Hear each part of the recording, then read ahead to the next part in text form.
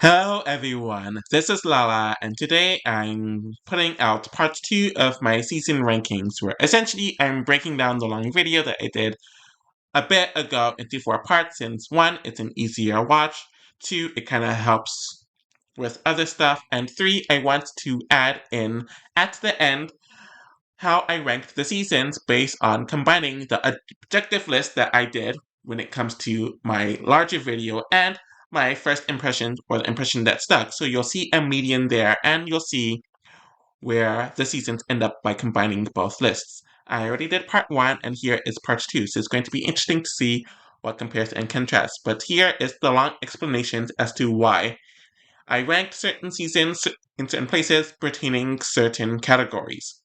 So, barely escaping the first bottom quarter, at 18th is Big Brother 21 with a median of 14.29.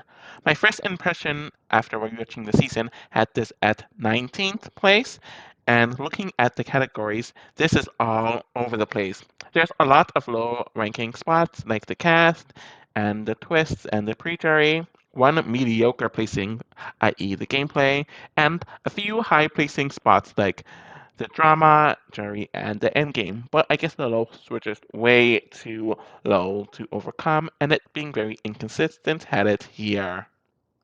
This choice was not a hard one whatsoever, and it's one of the few casts where I really don't have much of anything positive to say about it. From the very beginning, it was clear that this group was a bunch of unlikable house guests, and it would be a very long summer watching this group of people. There are relatively unlikable casts that are higher on the list, but usually they have some humor and individuality that causes for them to be bumped up, but I really can't say that here. David did not get a chance to do much in the season, neither did Ovi or Kami, since they were shut out from the other house guests for problematic reasons that I and others have gotten into in the past. Isabella was a train wreck, but she herself wasn't entertaining or likable, and she got her karma, while Sam is very forgettable in general, though he always tried his best to fit in. Jack and Jackson are deplorable. And they didn't even have the charisma to be interesting villains, though Jackson was a better player and offered a bit more drama to the season compared to Jack, but they were essentially the same casting choice. Catherine tried way too hard to be iconic, funny, and interesting, and it just didn't work. Annalise was a complete dud on the season, in all elements. Nick was also another deplorable person, but at least he really got his way, so it was easier to just laugh at him. Christy is arguably the only really good casting choice, as she brought so much character, strategy, and drama throughout the season, and was fun to laugh at. Tommy was okay, as he wasn't unlikable like the others, but he really wasn't as entertaining or interesting as others who are in his archetype. Cliff and Nicole were always kind of just to me, and Holly turned out to be very disappointing as well, despite having a solid start. So there's very little redeeming about this cast. A part of me is very shocked that this season made it this high, though it really isn't high when you think about it, since it started off so horribly. Of course, there was an alliance of 8 that formed immediately, and they sent Ovi home after Christy did not want to send Kimmy home on her HH, but Jack more than took care of that when he was HH the very next week. Because of the camp comeback twist, it kept things very static and made people not want to make moves, so Nick made the safe move of targeting Nicole, but his attitude caused the house to flip and boot Cliff instead. Isabella gets her karma when Cliff, who comes back, sent her home in the next week, but then things start getting interesting with day 44, with the Six Alliance finally distracting due to Jackson and Chrissy's conflict, and there was a back and forth, with Sam ultimately going home. Jessica winning power next week and Jack going home was great, but the actual week wasn't really interesting, and Catherine's luck finally went out with Tommy winning power. The next week was fun, with Christy fighting Nick and then flipping the votes, which caused Annalise to get booted, but this is the point of the season where Jackson and Holly dominate the competitions and goes to the end with Nicole and Cliff. Nick, Jessica, and Christy go home pretty easily over the next few weeks, and while the final 5 round was interesting with some back and forth, as well as the drama, Tommy going was still pretty predictable. Cliff and Nicole get stomped out next, and Jackson wins over Holly. There was a few interesting weeks, but there was a lot of boring and stale gameplay moments as well. It really bothers me that this is the highest ranked season in this category from the last decade, but it does make sense when you think about it. There really wasn't much drama in the first 2 weeks of the season, outside of that stupid water bottle fight with Kimmy and Jack, which had uncomfortable undertones to say the least. Isabella and Kimmy get into an argument that almost turns physical. Nicole ends up in the crossfire of Nick and Isabella a few times during that week. Chrissy starts having her meltdowns around this point, and this leads to the 8 breaking up, which caused a huge fight between that splintered alliance, which will happen again soon enough. We then see many small arguments between Jackson and Chrissy grow and fester during the next 2 weeks, which leads to a huge explosion at the end of the pre-jury portion as Jackson told Jack that Holly and Catherine know one another. Jack tells the alliance, and Chrissy and Jackson go at it hard, and everyone in that alliance is yelling at one another throughout that entire day, even entering the eviction, which was so epic. So the six is broken up. Catherine ends up arguing with Cliff because their alliance ended up failing and he did not care for her tears at all. And then we saw the great feud between Christy and Nick during the next week, leading up to Taco Tuesday, and Annalise woke up for a second to yell at Jackson. We had many toxic fights between Jackson and Holly that was uncomfortable to watch, and then the final five round was great. Tommy finally had to fight with his back against the wall as he and Jackson were yelling at the top of their lungs to get Nicole and Cliff to vote their way, and it was all so intense. There's a lot of good drama, but the cast not being as likable and the others having better drama is why it's here. Where there are a decent amount of twists that didn't really come into play this season, but there are also some major twists that actively made the season worse. So the camp director was pretty much a contrived way to have a day one eviction, whereas the person who was voted camp director was able to banish four house guests and cause them to fight for their lives, which just really sucked. And then the hit the road was the actual competition that the four banners had to play, and I just didn't like it. There was the activity competition where the house guests played in the first 3 weeks, where they're able to win one of three powers, which is the Nightmare power, the Chaos power, and the Panic power. And I don't recall any of them ever actively having any effect on the game.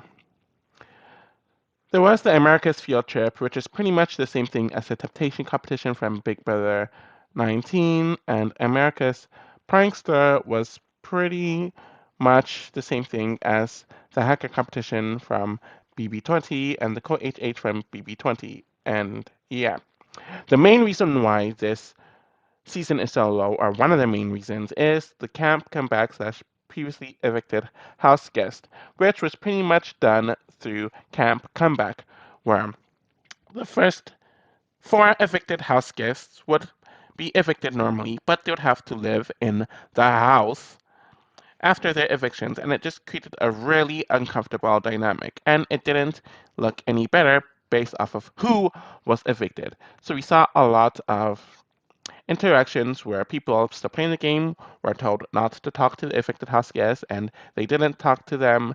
And it also changed the game because it determined who people would evict, knowing that this twist was into place. In general, all the twists in the season were either ineffective or outright sucked. Hence its placement here.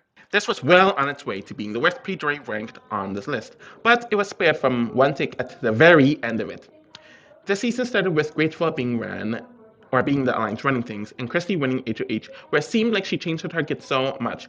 Anyways, she was forced to send home Ovi since she didn't want the optics of sending home Cammy, and this group was just so unlikable, and nothing really happened at this point.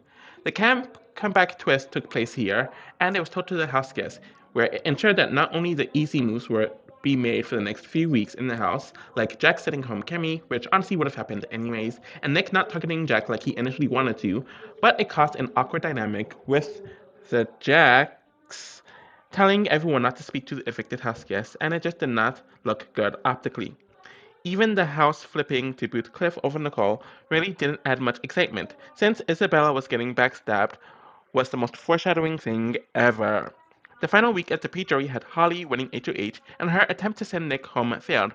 And when Catherine suggested to go up to get more camera time, the majority alliance blew up, mainly at the behest of Jackson and Christie's conflict, and it led to arguably the most tense vote in Big Brother history, and that huge fight which took hours to complete, though it did end up with Sam getting booted, which was pretty predictable. Literally, the last few hours of this portion saved the season from being last in this category. Lord have mercy, I can't believe that I have this season in the top 10 with this category. While I always thought that this portion was pretty solid, even this is shocking to me regarding its placement. Despite the house fight that happened at the very end of the last portion, and Jessica winning HOH here, and Vito as well to take Jack, the actual week was pretty boring, which I was actually shocked by in the rewatch. The next week is a bit better, with the underdog alliance falling apart and Catherine having some meltdowns and fights. It was Tommy trying to keep his already broken group together. The next week gets more interesting with Jackson's HOH and Christy seeming to be dead in her rights, but she somehow pulled off a very efficient campaign, and she also caused Taco Tuesday to happen, and the boring Annalise went home. After this, things got very boring, though we have Cliff and Nicole working with the showmans, and the latter two started trading HOHs around here, and Nick as well as Jessica are picked off with no resistance. There are a lot of good moments, but it ends poorly on a whimper, which definitely affects its placement. It really isn't shocking that this endgame ended up so high, though it's really only for one round. We have the double where Nicole wins her first HOH, and she has the chance to split up the showmans, but ends up sending Christy home. Jackson wins HOH and is clearly targeting Tommy, but because Nicole, I believe, saves Cliff from the block, Holly is forced to go up as the replacement. The obvious move for the pair should be to boot Holly, and Nicole really wants to do it, but Cliff is very iffy on it.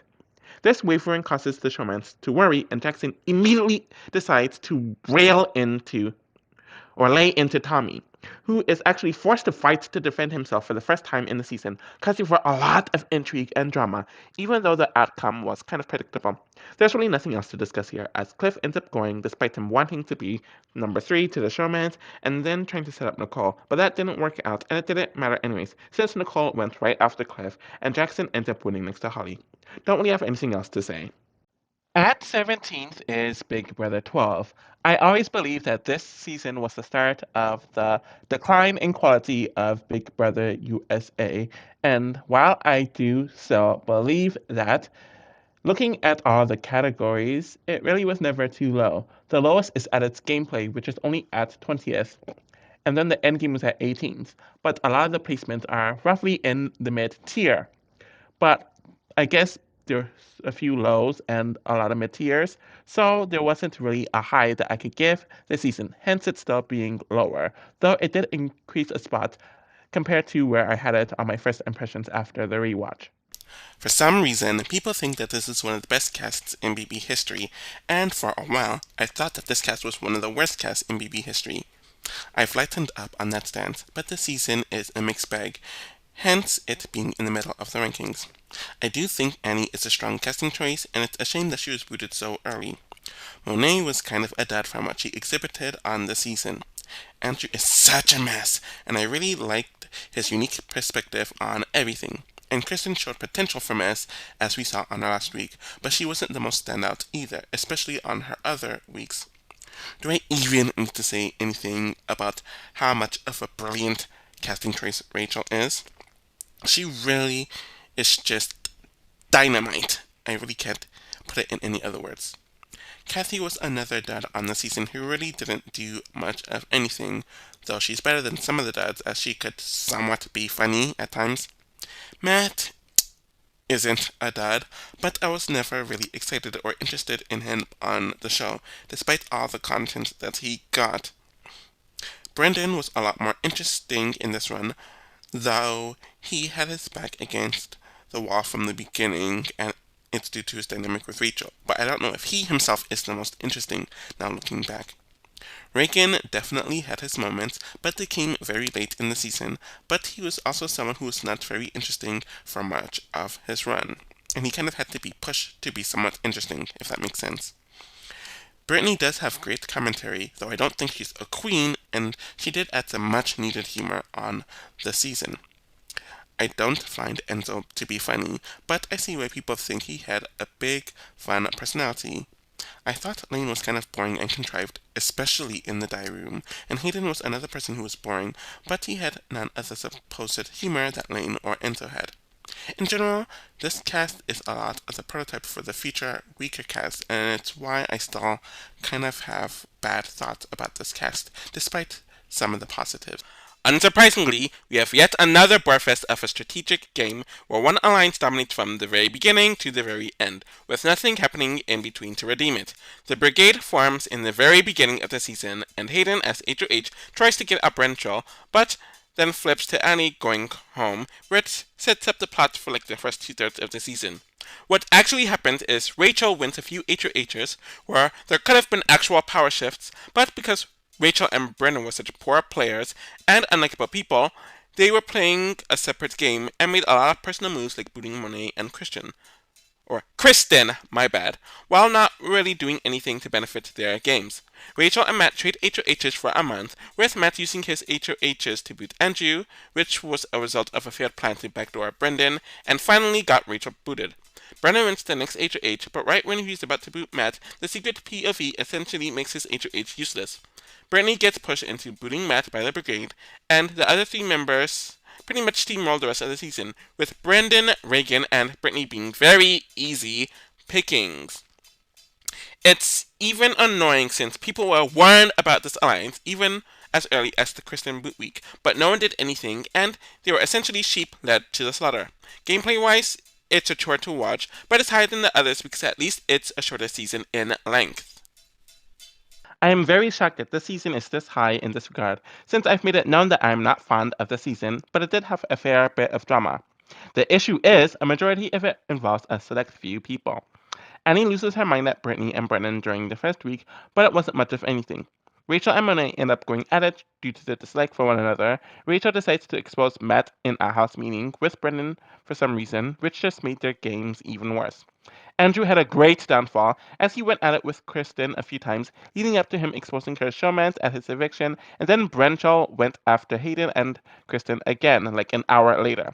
Of course, there's a lot of toxic stuff with Brendan and Rachel, who would go at it with Brittany and Reagan too, but Brendan never had that energy towards a man who is straight or muscular. And the most memorable fight of the season is, of course, Reagan and Rachel after the latter came back for 24 hours, and nothing else happened after that.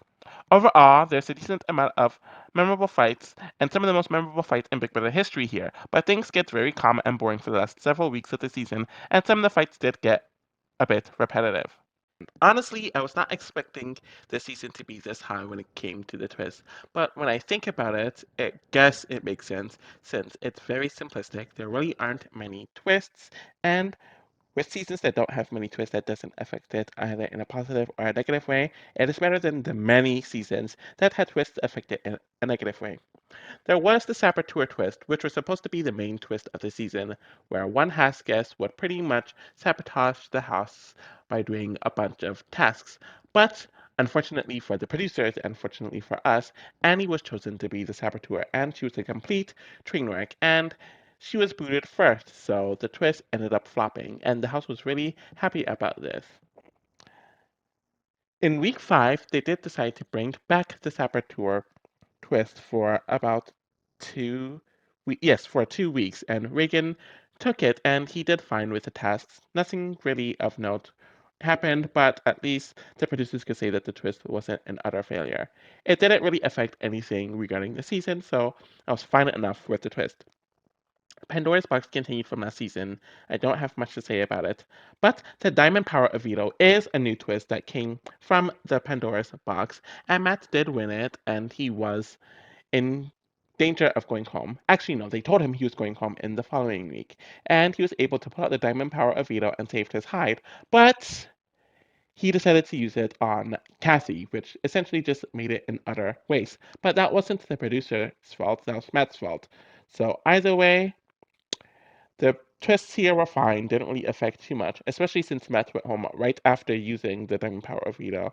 So a season that had relatively harmless twists is a decent enough ranking spot for me, and is a season that I don't mind the twist. So here it is.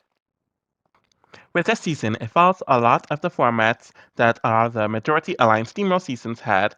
If anything, this season pioneered it. But what makes it a bit more interesting is that the HOHs were a majority of the Brigade members winning it. Hayden won the first HOH and made the easy move in nominating the showmans, but when Brenshaw won the veto, production pushed a bit too hard to not get any nominated, and most of the house thought that she was the saboteur, so she meltdowned herself out of the house. Rachel won the next HOH, and she did the most to get Monet out, where they had a few arguments, which led to a house meeting, which did not go in Brenshaw's favor. Matt wins HOH and decides to target Kathy initially, though changes his mind to backdoor Brennan, which fails because Brennan wins the veto and doesn't use it.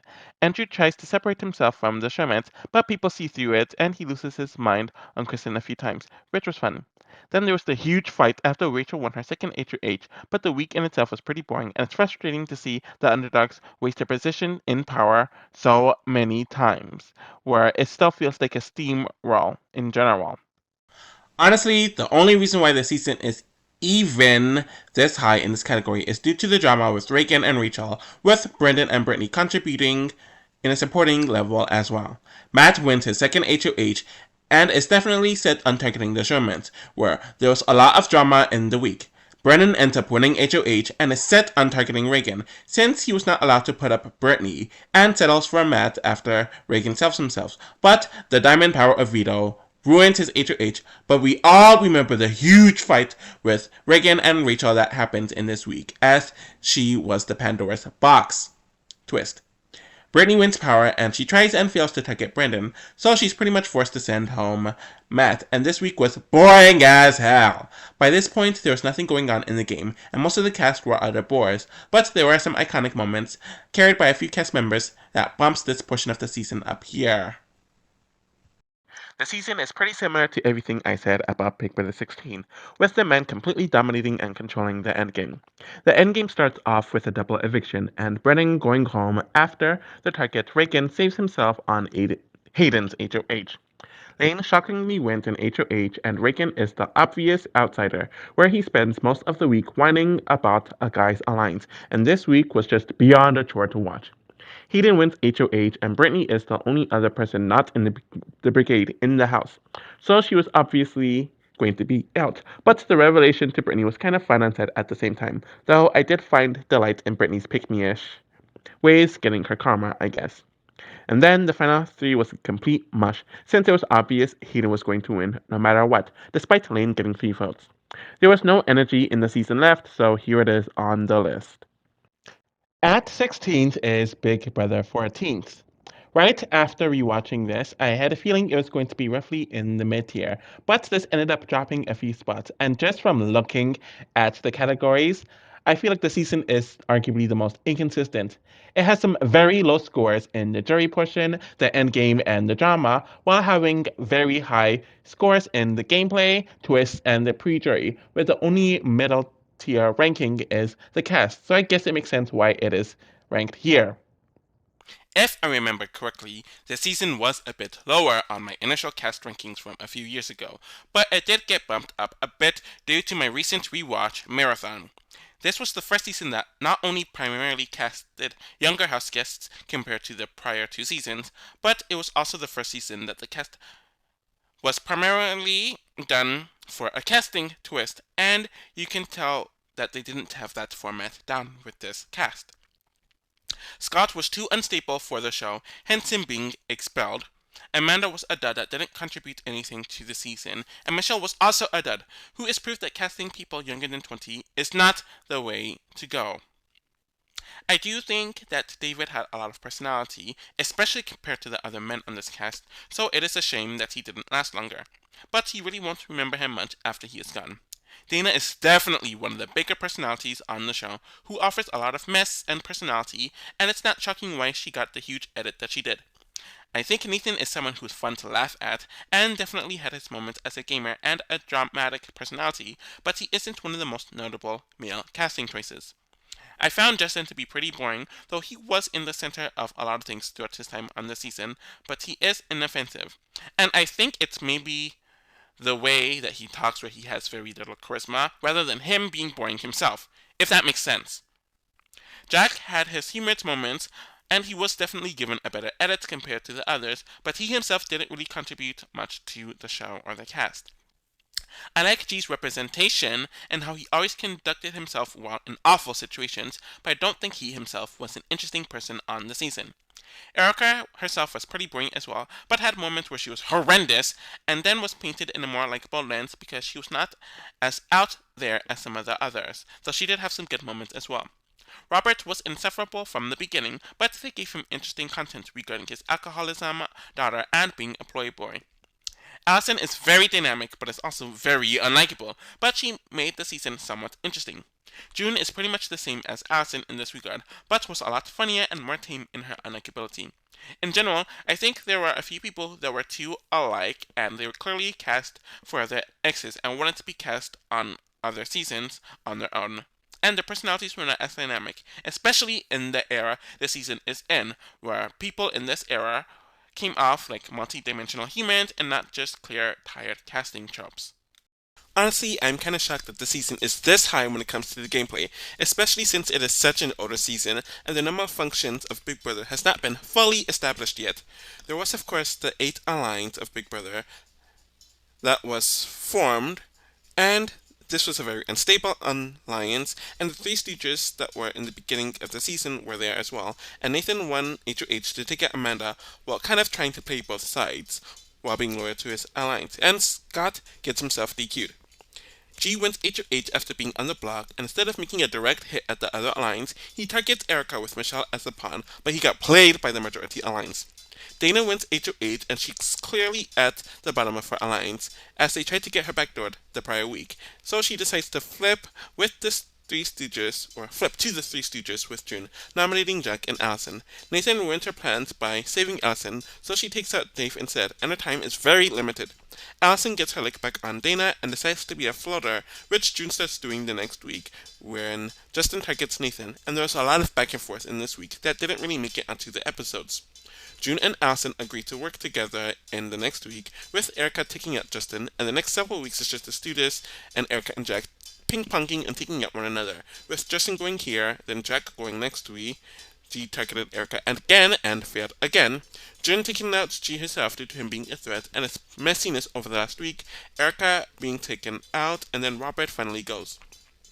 June easily went against Allison, and this season really was many people trying to float in their own ways, with everyone going out of their way to play the game. Definitely evolved the game in a large way overall. Hence, I'm actually pretty shocked that this season is so low on this list. When you look at the season, it isn't a steamroll at all, but there are many other steamroll seasons that had a lot more going for it in the drama department. There actually was not a whole lot of arguing and fighting due to the Ex's twist, or not nearly as much as the producers thought or probably anticipated. There was the uncomfortable fight with Amanda and Scott right in the beginning, and there was the childishness with David and Michelle. There was some bickering between Robert and Erica, as the issue seemed the most complex out of the exes. Of course, you had the Justin and Allison drama that mainly had to do with Dana and the latter's HOH, who ends up targeting Allison, and the two of the women end up going at it, while Allison even calling her ex-boyfriend Justin her boyfriend, and this led to Nathan and Dana going at it in the ceremony due to saving after this. After this, the only stuff I really remembered is Nathan and Allison arguing about stupid crap for a week and a half, and Jen's game being exposed, which involved Nathan, Allison, and Justin, before turning it around, and all of that was in the first half of the season, with none of it being notable and nothing happening in the second half. So this season was really the start of the casting twists, as they decided to cast exes together in the house, where we had 5 pairs of ex-boyfriend and girlfriends in the house, and it caused for a few interesting dynamics to happen, though they weren't as explosive as production probably thought that it was going to be. I am docking points because there are 3 house guests that didn't have an ex whatsoever, and they're kind of just singles, which took away from a lot of the fun, and it put them in a position of comfortability that they didn't have to deal with that element. Though it would have been nice to have seen them get rattled due to having an ex, just like all the others. But overall, I did like the X Factor twist, and I wish they did it more. There was this thing where they did the veto competition before the nominations, and I believe they did it in the final 6 and the final 5 rounds. I have no idea why they did this, but it was a really stupid twist, and it really took a lot of the momentum and interest out of those 2 weeks, and they were endgame weeks, especially, so it just made it even worse. And I'm glad that they never did this again. There was the Diamond Power of Veto, which was essentially the final four veto, which I guess this was a twist in this season because there was no veto in the final four of Big Brother 3. So the fact that they have it here, though they're calling it the Diamond Power veto, though it's just the normal veto that they do in the final four, and they changed the Diamond Power veto to mean something else, as we've seen in Big Brother 12, but that's all beside the point. This twist in the final four was definitely a good one as well.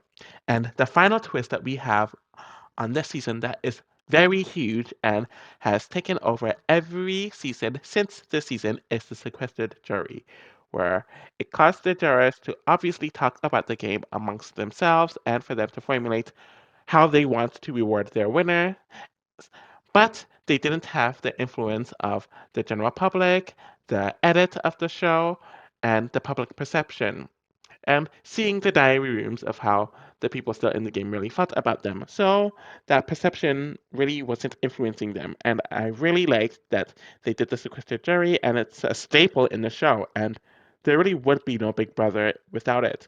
So I do appreciate this twist, and the twist in Big Brother for the most part, is really, really good. And I can see why they became staples. I think people are shocked that the pre-jury of this season is this high, and I don't hear many people talking about the pre-jury in general. One of the reasons why it is so high on this list is that the pre-jury is actually the shortest in Big Brother history, and this is the first one, though it is clear that it was done because of Scott's expulsion threw things off. Mason wins power, and the house is split up by the Eight and the Stooges, as the other women exes weren't really a part of an alliance, and Amanda was an easy person to get rid of, though seeing some of the dynamics with the exes is pretty interesting to watch, and Scott's downfall and drama gave us something to talk about. She goes from being on the block to being HOH, and he wants to get rid of Erica, making an awful speech to her as she throws a racist slur about him, which was shitty. Anyways, the Eight decides to pull off a blindside and were even ready to get Dana out of there, but when G refused, they blindsided Michelle out of the house, and her reaction is one of the best blindside reactions ever. And then the wildcard Dana won HOH and gave us the best week of the season, where she rightfully flipped on her alliance and pulled June in with her to align with the Stooges, so it's essentially 5-5. She nominates Allison and Jack for eviction, and she engages in some drama with Allison due to their history with Justin. Allison's showman Nathan wins the veto and pisses off everyone, his allies and enemies, by taking Allison off the block. Some words were exchanged with Dana, and David was the sacrificial lamb. The pre-jury was short, but gave us enough material to be very satisfied. I mentioned in the last video that the pre-jury is one of the best, and the jury portion, or the non-endgame jury portion, is one of the worst, hence its placement here, despite it only being 3 weeks. Allison wins the next HOH and is intent on targeting Dana, and everyone knows that she is a dead woman walking, though a lot of people, especially Nathan, is salty that Allison is protecting Justin, whom a lot of people want out. Not a lot happens in this week, and Justin wins HOH, making it clear that Nathan is a gunner. We did see a few fights, mainly with Nathan and Allison, and there was a lot of interesting gameplay stuff happening during the week, but it was not edited properly whatsoever, so you don't get it from the episodes, despite it being a good week in actuality. And the final week of this portion was just an utter bore, as Erica went to HOH and Justin is easily booted, as he refuses to campaign for himself, and it was something that was avoided for several weeks at this point. The season was running on fumes, since they used most of it early on in the season, hence it ranking here on the list. At 23rd is Big Brother 4. The endgame of Big Brother 4 is one of the biggest drags in Big Brother history, and this is because it's one of the seasons where each endgame round took place in a full week, meaning that it was 5 weeks specifically for this season. Some casts are strong enough to deal with this and to provide in a long endgame, but this cast just simply isn't one of them. The final 6 round is the only one that is somewhat entertaining, since G showed his ass with being in power and pissing off the house, but it didn't lead to any drama. Seeing Erica stay on another HOH of his and Jack being blindsided was fun enough. I also forgot to mention that the twists with the veto competition in the final 6 and 5 was horrendous, and Jin being gone for a few days on her HOH sucked, and G going was also very foretold, and nothing interesting happened in this period. Robert pulled a clutch HOH win, and the women had to turn on one another, but even this was boring, as it was just led up to a bunch of Erica bashing before she went. The final 3 was a full week, and they had to put a bunch of filler in, especially since they had to cover their xenophobia and because absolutely nothing was going on, though I was more than glad to see Robert go. June ended up winning against Allison, and the most spirited joy was shown here. In general, this period was complete molasses, which has the cast and the pacing to blame. At 15th is Big Brother 9. It is so crazy that I have this as a mid-tier season where I never thought that this would ever happen. Obviously, I wasn't as negative on it as many of the others, but the fact that it beat several other seasons and several more popular seasons is really interesting to me.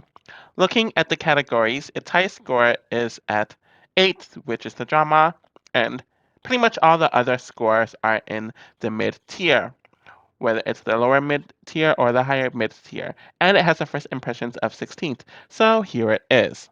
I am honestly very shocked that this cast made it this high on the list, since it has been known as being the worst cast for about 15 years, and many people still think that. But I do think that they created a unique dynamic that has never really been replicated. Jacob was cringe during the little that he was there, and Neil was an outright dud, though his edit really didn't help with that. Jen was very unlikable, but was good for drama, and Parker was one of the few likable people on the season, but he could have been more grating had he lasted longer. Alex and Amanda had their likable and unlikable moments throughout the season, but they made the early game a lot more messy with their antics. Allison was another one who was unlikable, but you really felt bad for her at times, and she definitely added some mess on a gameplay and drama point of view. Matt was not a good person at all, but he did contribute a lot during his time on the show, and was a big presence, and had some, emphasis on some, charisma on the show. Chelsea is another one who is unlikable and is kind of under the radar, despite her spurs of drama and entertainment here and there. Joshua is one of the worst people on Big Brother USA history, as he was trying to be like Evil Dick, but I don't think I would call him a dud. James had one of the biggest underdog runs in Big Brother history, though he himself was not likable at all, but he did contribute heavily to the season, and I guess compared to the majority alliance, I could see why people liked him more. Natalie is one of the most unintentionally comedic and hilarious people in Big Brother USA history, but she did contribute a lot to the strategy and drama of the season as well. Sharon is one of the more likable people on the season, in the fact that she was kind of boring, but she was always just there to me, but she could have been worse. Sheila was a very unique, she is a unique Big Brother house guest and added some much needed likability and sanity to the season, despite her being a huge drama queen, so honestly that's kind of an oxymoron. Ryan was involved in one of the twists of the season, but he himself was an extreme bore on the season. Adam could be funny at times, but he was also very unlikable at times with his awful commentary and his spurts of anger, so in general he was just all over the place.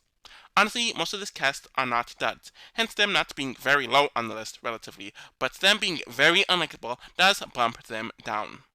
There really is not a lot to discuss about the season when it comes to the gameplay, though one of the reasons why I have it relatively low is due to the stagnation and the contrivance of it, due to the twists that were put into the season. The purse was left there to be very limited options for people to nominate, and limited options for the game mechanics, which lasted for the first few weeks of the season. Jen and Parker win the power couple where they choose to boot Sharon and Jacob due to the latter's actions. Jen completely blows her advantage regarding her relationship with Ryan and being in two different partnerships. And they get nominated together, and her own alliance turns on her and Parker, causing them to go home. Alex and Amanda and Matt and Natalie are nominated beside one another due to their poor play in the prior week, and while there was some back and forth about who to keep, the former are easily booted. Allison really had no chance in her final week with the way Joshua went at her, and they decided to break the pairs right before her eviction. The next week is one of the few interesting weeks in the gameplay point of view, where it seemed like Ryan was going to be tricked into backdooring Matt, but Sheila ends up forming the Team Christ Alliance, blindsiding half of the house, where James goes home. Because of the twist, he ends up coming back and gets his lick back on Matt. Team Christ wins the next several HOHs for the next several weeks, and they boot Chelsea, Joshua, and James with little to no resistance. Seeing everyone turn on Natalie in the next week was very interesting, and Adam outplayed Ryan in the endgame, where they steamrolled the other women. Overall, not a whole lot to talk about when it comes to the game, hence its placement here. It was not a surprise that the season was going to rank highly on this list, since one of the few things that the season is known for is the drama. Right from day one, you have Jacob and Shannon arguing, as well as Sheila and Adam arguing in front of everyone, several times during the first day. Then there was Parker in the house laying into Jacob for his lie, Jen blowing up her game with Allison, then accusing her boyfriend of being racist. Alex and Amanda argued several times, then the disgusting fight with Amanda, Joshua, and Chelsea. James and Parker also argued, and I'm sure I'm missing more, and this is all in the first round of the season. Sheila and Allison had a funny argument that the show edited down. Joshua argued with Allison a lot during her last week, though he used a lot of misogyny. Natalie and Matt had several arguments and spats during this time. James found himself on the outs with a lot of the guys, especially Matt, so they had conflict there. Then there was that house fight after James was backdoored, and the sides were formed, though they didn't show Joshua and James throwing their drinks on Natalie. I remember Natalie and Sheila had a very funny fight during the mid-season. Chelsea also had a fun downfall with her meltdown and eviction rant. James started arguing with a bunch of people around this time when he was the underdog, especially Sheila and Natalie. And then there was a drama that continued in the endgame, where Natalie was tag teamed by the entire house a few times, and Ryan and Adam argued a few times over the former snaking the ladder. If things were a bit less vile, I would have moved it up. So the main twist of the season is the soulmate twist, where all the house guests are paired together based on their quote-unquote compatibility forms that they gave and did during the audition process. And honestly, I feel like this was done to maximize drama, which was fine enough, and a lot of the pairs were pretty interesting enough. And there are definitely some elements to this. There was also the X Factor, where they paired exes together, i.e., Sharon and Jacob, but since they only lasted 4 days in the house, you didn't really get much payoff. And then there was the power couple competition, where in the first day, or one of the first few days, one of them won power and they had the sole vote to evict. And I didn't really care much for this. I just felt like it was a convoluted way to start off the season. And it wasn't even like they were given the traditional HOH treatment. Then there's the previously evicted house guest stuff, and the way they did it was just so sloppy. Of course, Joshua had to choose between either Jacob or Sharon to come back, and he chose Sharon. That was fine. But then there was the incident in the fourth week where the audience had to vote for one of the evicted house guests to come back, and they voted Alex. And he had to compete on a vote, not even by a competition, but by a vote by the house guests. And the person that Alex had to compete against was the recently evicted house guest, James, who was just evicted like 10 minutes ago.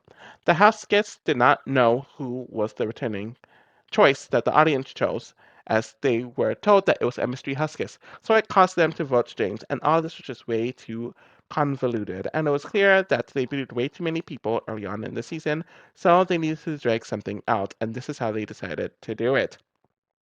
And James's underdog run honestly didn't really interest me a whole lot. There was also the secret relationship where two people who are in a relationship, i.e., Ryan and Jen, were in a house and they were paired off with other people, but because Jen was such a bad player, their inherent advantage was blown up. So I feel like the twists in this season were just so all over the place, and while they weren't too bad, they weren't really great, and all of them were pretty much done in the beginning of the season, making it very cluttered and hard to get into overall. The main issue that I have with this season is that overall, the pre-jury is just way too convoluted, as there is a bunch of twists in this portion of the season, and it more often deterred instead of added to the show. The first week had the power couple, since everyone is in pairs, and then the normal HOH, where Jen and Parker ruin their power, despite booting Jacob and Sharon. Then their allies, Alex and Amanda, win HOH, but they blow it up because Jen decided to tell the entire house that she and Ryan knew one another, so they were nominated with their partners. This week felt like an entire month, and so much has happened where it's exhausting, and I can't even get into it here. Anyways, James and Chelsea wins HOH and targets Amanda and Alex, where there was an almost flip to boot Matt and Ellie, but there wasn't much happening in this week. Joshua and Sharon win HOH and target Allison and Ryan because she screwed them over with the last vote, and there were a lot of fights with Joshua and Allison. They finally decided to end the pairs twist, and seeing the gameplay and dynamics change with all of them being single was great, with the sides officiating and Matt almost getting backdoored before Sheila flipped the game to get James out, which caused a bunch of drama. I think the pre-jury ended pretty well, but the first few weeks was a bit too much. I'm honestly shocked that the season made it this high on this specific list, since there really isn't a whole lot going on during this period in the season. We have to talk about James returning to the house right after being evicted and being determined to target the 3 people who voted him out, which led to him sitting Matt home after the latter lied to him, and we did have a very close vote. Things do get predictable from here on out as Adam wins HOH and nominates the showman of Chelsea and James. And of course, James saves himself, but Chelsea brought some drama on her way out of the house, which is most definitely appreciated. Natalie wins her HOH and tries and fails to target James, who is on his victim streak with everyone in the house and is on a competition spree, but Joshua ends up going home, which is a great consolation prize as well. The game was pretty boring after the first round, but there were peaks of drama that made things kind of interesting to watch, and there weren't any contrived twists that deterred the early jury portion of the season, like it did in the pre-jury. So, yeah, here it is. This position in the endgame was actually very shocking to me, but there's so many intricacies that make it stand out when you really look at it. The final 6 round had Adam not nominating James because he felt bad for him, causing for everyone at Team Christ to snap at him. And then there was the meltdown of James, who was getting tired of it being everyone against him. After he is finally taken out, we had a very interesting final 5 round, where the entire house is against Natalie, who is not knowledgeable about it, though she gets into a few fights during the week after her gameplay is caught. And then we see Adam starting to undercut Ryan several times, where it built some tension between them entering the final 4 round. Despite that, Sharon and Sheila were easily picked off after this, but the first 3 rounds of the endgame was very strong, making up for the predictable and telegraphed Adam win, in my opinion. At 14th is Big Brother 8 with a 12.86 median. And my first impressions of this was having it at 12th after the rewatch. And this is a season that I've always kind of been mixed on. It's never too low or too high on any of the lists that I've surmised over the years. And looking at the categories, it only got a high placement in the drama. Everything else was pretty middling, except the gameplay, which was in the lower mid tier. So its placing here makes sense overall. So we're reaching roughly around the halfway point of the BB cast list, and I do think it's fitting that it is around here. The cast is one that has a decent amount of unique choices, some good casting choices, but it also has some of the biggest duds ever. Carol was a dud, and it's clear that she would not have been cast without the twist of the season. Joel was cringe, but he did stir things up a bit during his short time on the show, though it really wasn't that effective or interesting. Mike is another example of someone coming off as charismatic during interviews and seemed okay of casting traits on paper, but was a huge dud on the show and had absolutely no energy and barely interacted with anyone. Nick is an okay choice, though he offered nothing gameplay-wise, and he still mainly contributed to the season due to being showman's bait. Kale was someone who was unique on paper and had a lot of spark initially, but she shut down as the weeks got on, and even the producers complained to her about her being so boring after a while. Dustin was an interesting choice, and I appreciated his run on the show. And Jen is one of the best casting choices ever, which I don't even need to explain, and there's no one like her in general. Amber had her moments on the season on both ends regarding likability and entertainment and unlikability and cringe genus. Jessica became more likable as the season went on, though she herself isn't the most interesting person, but she filled that likable role well. Eric was a very good America's player and was a strong character, though he did piss me off a lot throughout the season with his arrogance at times. Jamaica had her moments on the season as well, though her overtly religious edit really annoyed me. Zach was a huge dud and is one of the most cringe people I have ever seen on reality TV in general. The Donatos, whether you like them or hate them, they were the show and had one of the most compelling stories ever, and they're both strong casting choices on their own and together, though it's clear that Danielle wouldn't have been cast on this season without her father since she was underage at the time. It would have been interesting to see what this cast would have been like without the America's Players twist, and I do think that kind of sullies the cast dynamic a bit. This season was a very hard one to rank regarding its gameplay. There are some interesting moments when it comes to the gameplay, but the fact of the matter is, the cast didn't have much agency at all over the game, which sucks, and they didn't even realize it, and they couldn't have realized it due to how production set things up. Kale wins the first HOH and forms her Mr. and Mrs. Smith alliance, which falls apart immediately and she sends Carol home. The alliance gets outed by the next week, and Jen has a mixed bag of an HOH, where Joe is gone, but everyone still hates her. The Late Night Jamboree alliance really takes over with Dick and Dustin winning the next two HOHs and booting Mike and Nick. There are the hinky votes set up by America, which completely derails the game, and it leads to Danielle turning on her alliance by attempting to backdoor Eric, but it ends up failing with Kale going home. The next week is everyone versus the Donatos, but then America essentially forced Eric to work with and to save the Donatos, when it really made no sense, so he and Jessica end up booting Dustin.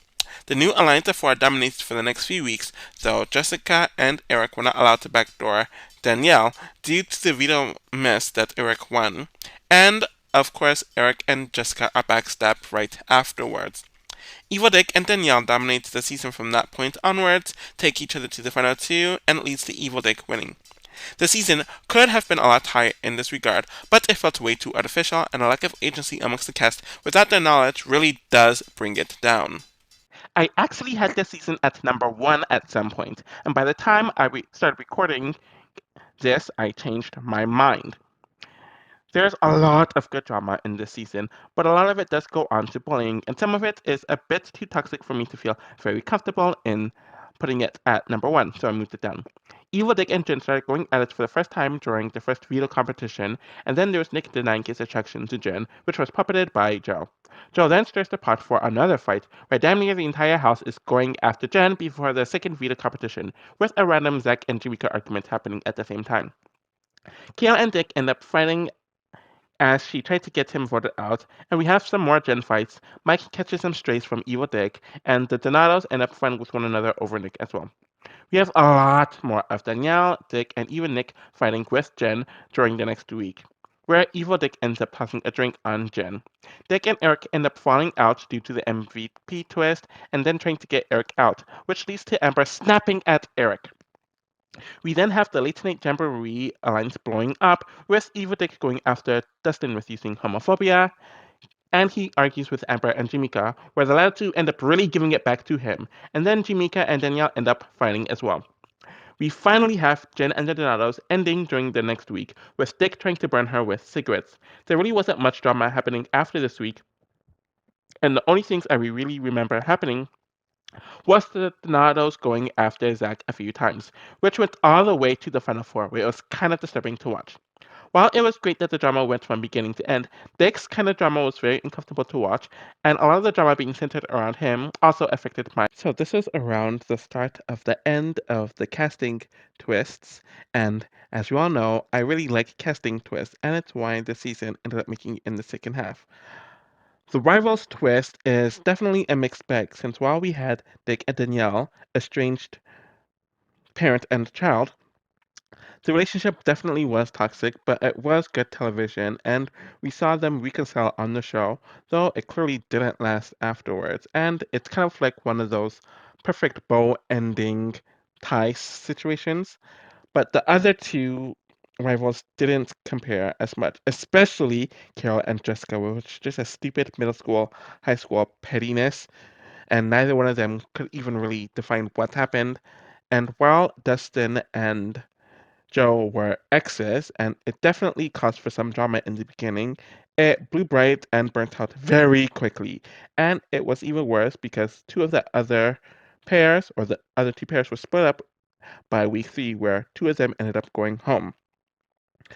And then the final twist of the season, and this one was a huge one, is America's Player, where one person was cast pretty much to do whatever America told them to do, and America was given options to vote for every single week pertaining the nominations, the evictions, who to campaign to go, and other tasks like that. And while it was fun at first, Eric really wasn't given the chance to play his own game. And it's even worse because the production crew told him that if he didn't choose to accept being America's player, and this is before the season started, he would not have made it on the cast.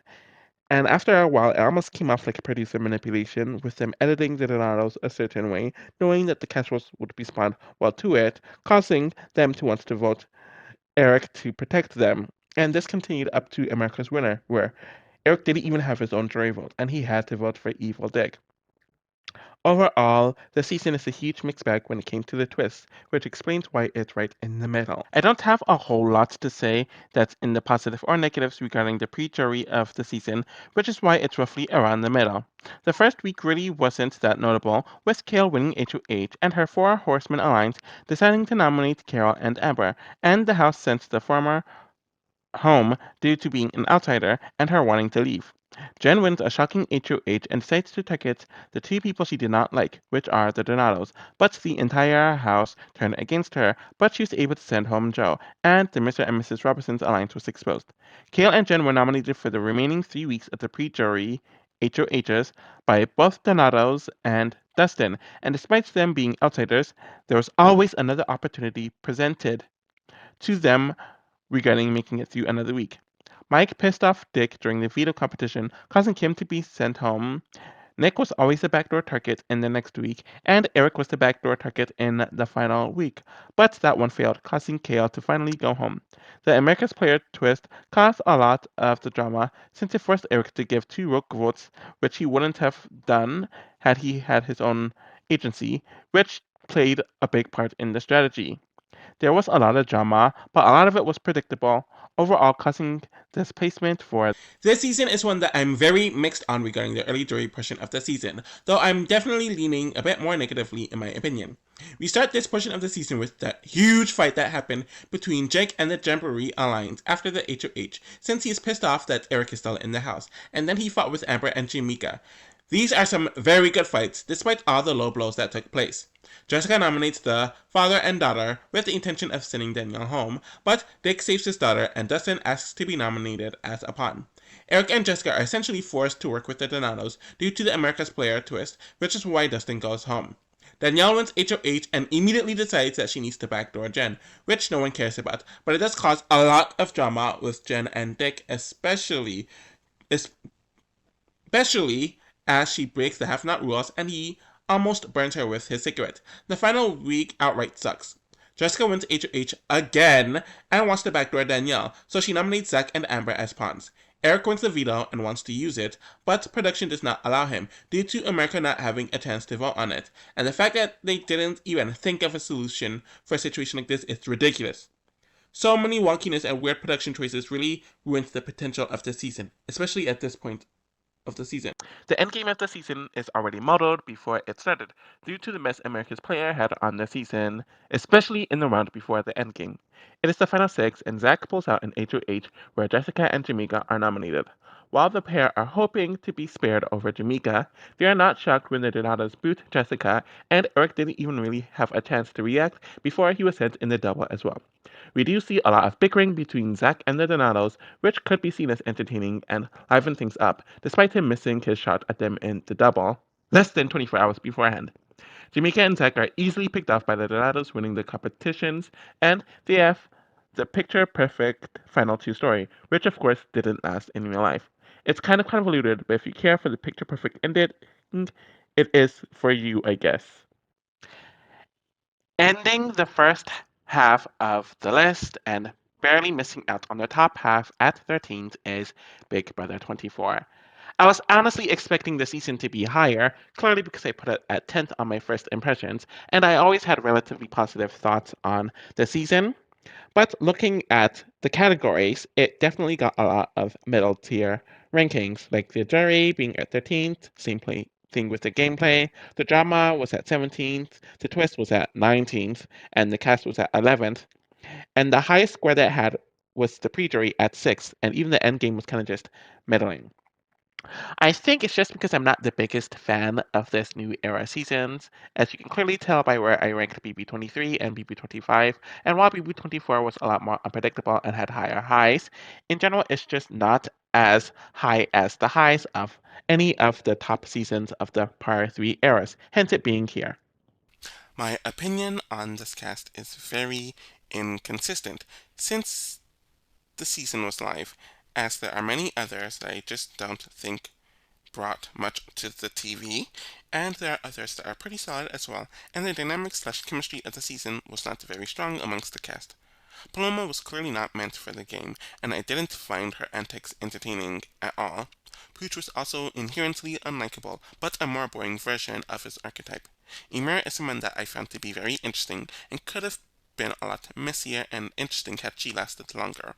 Nicole had her likable moments, but also her cringe, unlikable moments. Daniel thought he was going to be a huge presence, and he's really just unlikable and desperate. Indy is a dud who did nothing during the season on any element. Jasmine is pretty funny and delusional, though she was unlikable a lot of the season as well.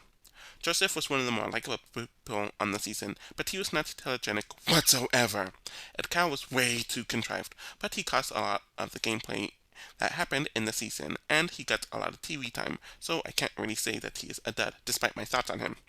Terrence thought that he was a lot funnier than he was, but he really did nothing, and Michael is one of the more notable people on the season, but it's weird that I don't think he's that likable or telegenic either, but he stands out amongst this cast, which wouldn't happen if he was on other casts. Alyssa really did nothing of note in the season and was kind of furniture. Brittany was someone who got more interesting as the season went on, with a paranoia and chaotic presence. Turner is okay, I don't really feel either way about him, and it's the same thing with Monty in general. Taylor, I guess, is one of the standout personalities on the show, but I feel like a lot of that is due to circumstance, since I did find her to be very contrived. And I don't think she's the most telegenic either. While I don't find a lot of the cast to be likable or really the most interesting, I don't really think many people on this cast are outright duds who did absolutely nothing on the season, hence them being roughly in the middle of this ranking. This season is one that is very all over the place in my opinion when it comes to the game, so it makes sense why it's in the middle of the ranking. Paloma and her crew are essentially running the house, despite Daniel winning HOH, and Taylor's eviction was stopped by Paloma's quit. Jasmine wins HOH and is talked into targeting Pooch by Amira and the other woman, where he was blindsided out of the house. Turner wins HOH, and there was the partners twist that forced everyone to be together, causing less options to be put on the table. So to see the leftovers form together was really cool, and to take the power away by booting Amira. The leftovers continue their run, with booting Nicole. She and Danielle decided to use the veto to nominate her, thinking that she is safe. Danielle and Indy end up going over the next few weeks, though this is when Cal started with his race bullcrap. Direfest absolutely sucked, since it formed 3 final 5 rounds essentially, and took away from 2 relatively interesting rounds normally, but Jasmine and Joseph end up going, which was pretty predictable in my opinion. What was seeming like was going to be an interesting final 8 round ended up with Cal going due to his racism bullcrap. The final 7 round was very boring, and Michael booting Terrence was as well, though this is the case with all of his HOHs being boring.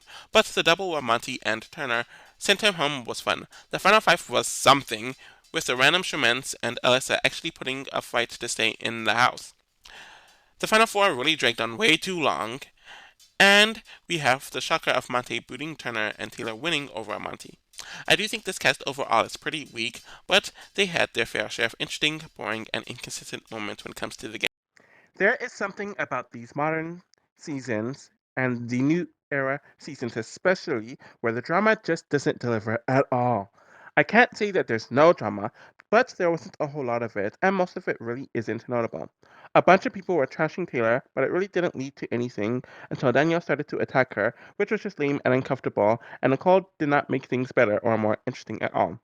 I don't really remember much of anything happening on a drama level for the next week after that, though I do remember Danielle and Monty arguing after Nicole went home, and it really was Danielle's fault. That happened, and then there's the downfall of the leftovers in the next week, but nothing really interesting with those conversations. And then Dire Fest, where everyone ganged up on Joseph, who couldn't defend himself at all, so I wasn't even interested in that. Of course, there was the hashtag Cal Expose thing, which of course had a lot of drama, though a lot of it was edited out apparently and was blocked from the feeds. And then there's the double eviction mess with Michael, but even that kind of just fell flat. There was the weirdness with Monty arguing with Brittany and his cringe romance with Taylor crumbling at the end. At the end of the day, while there was stuff happening, almost none of it left an impression or was interesting. So looking at the list, there's really only 3 twists in the season, but they're all pretty crappy, hence it being here. So the backstage boss pass was only a twist for the first week, where on night one, the person who wasn't competing in the H8 competition was able to choose 3 people to take part in the backstage pass twist for or at the end of the first week, but they wouldn't partake in competitions, they wouldn't be nominated, or etc. They would compete. One of them would compete against the evicted house guest to stay in the house. So someone in the backstage boss could be the first person evicted without being nominated for eviction or voted out. So that twist just sucked just from the description of it. But due to Paloma walking out of the game and being nominated via the twist, this twist was cancelled, and thank goodness that it didn't really affect things. Though it did change Taylor potentially being evicted in the first week. But if it was Paloma who was nominated against her, it might not have changed anything. Either way, this was just a convoluted way to make the first week more convoluted and contrived. So the next twist of the season is the Festy Besties, where during week 3, the house guests were grouped together in pairs based off of who performed where in the HOH competition and who choose the person that they want to be their partner. So, due to the post pack still being in power at the time, they chose everyone who was not in their alliance. But due to the drama that happened in that week, a new alliance called the Leftovers was formed and were able to work around the twist. So, this was very similar to the Dynamic Duos twist in BB13, where each pair were nominated beside one another, though only one of them would be evicted. And if one person in the pair was HOH, the other person in the pair was immune for that week. So this twist continued for 3 weeks, and it really did make the gameplay a bit more static pertaining the options for who to be nominated, and it really just wasn't enjoyable. Oh, I also forgot to mention that with a pair who's facing eviction and the remaining pair or the remaining person in that pair that wasn't evicted, they get to choose which other partner to be with instead of giving immunity like BB13. So some duos turned into trios, and that just kind of made things more muddy there. But thankfully, it only lasted 3 weeks. And then the final twist of the season is the split house double eviction that took place in week 7, where the top 2 people in the HOH competition were the 2 HOHs, and they chose 4 other people to be with them. One of them were in the house, stuck there all week, and the other were stuck in the backyard all week. What I did not like about this twist is that it encouraged 3 final 5 rounds to happen in a Big Brother season, and the final 5 rounds in general are just not interesting due to there being very limited options. So the few twists that were in the season sucked, though I give them props for not having many twists at all. At 6 is Big Brother 24. I don't know about putting this season this high pretending it's pre-jury, so I might end up changing its placement when it's all said and done. Anyways, the pre-jury of the season actually started out very poorly, as there was just everyone trash talking Taylor behind her back, and then there was that stupid twist in the first week of the season. Danielle was HOH and wasn't even in power, though he thought he was so liked in the house, and a twist as well as Paloma's quit prevented our winner from being the first boot. Jasmine wins power and is convinced by Amir to send home Pooch, who nominated himself as a pawn, and he ended up going home. The next week is easily one of the more exciting weeks on a strategic level, especially with the twists encouraging the more predictable gameplay on a strategic level. Especially with the twists encouraging more predictable gameplay that happened. Or in general, that twist like this usually encourages more predictable gameplay. So the drama with Daniel, Nicole, and Taylor sucked, but Kyle and Monty flipping on their own alliance and literally getting everyone not in the alliance with Joseph's help, and Amira as well as her eyes getting blindsided was brilliant. The following week had Monty in power and he set on targeting Nicole, but after Cal throwing Alyssa under the bus, that changed only for Cal to get cold feet when his alliance wanted to send Alyssa home, at the behest of him. Daniel wins veto and is literally told that his best ally and friend Nicole will go home if he uses it, but he does it anyways and is shocked that Nicole ends up getting evicted. The final week at the pre-jury was okay enough. Daniel and Monty got into that fight and we did see the house plot about Monty, but it didn't lead to much. A poor start, but I think it held up decently enough by the end. Ending the bottom half at 13th is Big Brother 24. I'm kinda just mad at this portion of the season. We started off with Taylor's HOH and she did not know what the hell she was doing as she threw a bunch of targets out there and then wanted to make moves for television. And then Joseph wanted to nominate himself and Cal felt pressured, which all led to a boring indie boot. The split house twist outright sucked, since not only did it cost for feats to suck, but it cost three final fives to take place in a season. I didn't care much for the Diefest stuff, since Joseph is a poor player whose downfall wasn't even fun, and Jasmine's eviction was the most predictable and foretold thing ever. The next week involved the race stuff, and on most instances, I would have enjoyed Kyle or someone like Kyle being exposed. But the fact that it was from Michael, who co-signed it until it was convenient, just took out the delight that you could get, or I could get from it. And then the final week is another boring Michael HOH, and Terrence thankfully F's off, but it's just like, who cares at this point? There are some moments in this portion of the season, but it wasn't great at all. We start off the endgame with the double eviction, and we did see Michael get out here, where I think most people were not expecting him to ever be evicted at this point, and he did cause quite a stir before leaving. Monty wins the final five veto, and for an easy Alyssa week, things became a lot more interesting than what was expected, with Brittany randomly flipping on Taylor, and the charmant of Monty and Taylor coming out of nowhere, with Alyssa actually campaigning for her life. I don't remember a whole lot about the Final Four, other than the fact that it was a bit too long, and they started dragging the endgame rounds to a week around this point in time. But Brittany predictably goes. The final three was somewhat unpredictable, though it seemed like it was leaning towards a Monty win, but he evicted Turner over Taylor, stupidly, and he ended up losing, which was kind of shocking. The first two was around to the endgame bumped it up a lot, while everything else was kind of standard. Alrighty, so based off of me combining the objective list and my main impressions list, there are some similarities and some differences. Big Brother 12 is still pretty low on both lists regarding this third quarter, though it went down a spot. Though technically it's kind of tied with Big Brother 25. But speaking of Big Brother 25, it definitely moved its way up into the third quarter on this list by combining both lists, and it kind of makes sense there since there is some joy, but there's a lot of flaws that you just can't get over. Big Brother 9's pretty much the same place. Pretty bad, not one of the worst. Big Brother 15 definitely dropped a lot, despite me having it as 10th on my objective list. The ickiness, the racism, the vileness, it's just way too much, and it really leaves a bad impression after you finish watching it. So, bumping it down to 15th and the third quarter makes sense. Big Brother 4 is always one that I thought was one of the weakest ones, or the weakest of the first era, so it being in the third quarter really isn't shocking, though it moved up a few spots compared to the objective list.